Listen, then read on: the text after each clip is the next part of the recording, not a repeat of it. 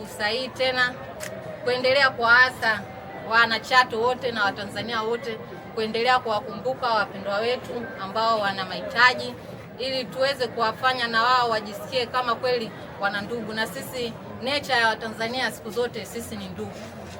Kwa hiyo ndugu wetu utaweza kudumika kwa vile ambavyo tunaendelea kuwashika wenzetu na kuwasaidia katika kipindi cha matatizo.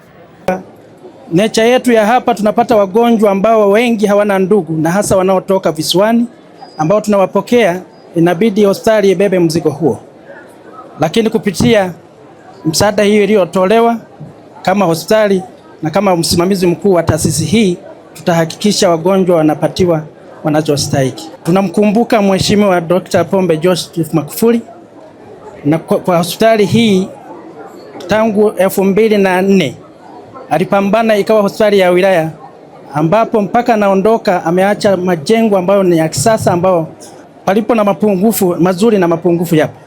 Hospitali yetu ina upungufu wa majengo ya madaktari nyumba za watumishi, ambazo ukiziangalia ni nyumba ambazo tangu nadhani bado kituo cha afya. Na fence yetu ukiangalia ni ya zamani kweli. Ukiangalia majengo yetu yalivyo na fence yetu haziendani.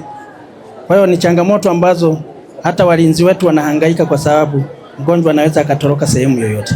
Bado mwamko ni mdogo, kwani jamii haina mwitikio wa kuweza kuchangia damu. Damu nyingi tunazozipata katika halmashauri yetu hii ya Chato, mara nyingi tunapata kwa wanafunzi walioko mashuleni ambao ni wa sekondari. Na kwa kipindi ambacho wanakuwa wamefunga shule, changamoto ya damu katika halmashauri ya Chato wewe inakuwa kubwa sana.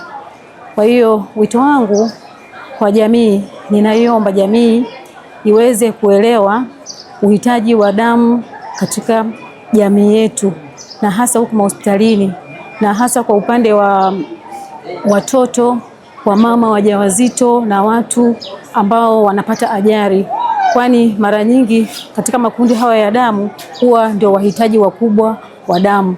Lakini sambamba na hilo, kuna wahitaji wengine ambao ni muhimu, ambao ni wagonjwa wa sickle cell na wengine ambao ni wana magonjwa kama ya ini ambayo hupelekea kutapika damu.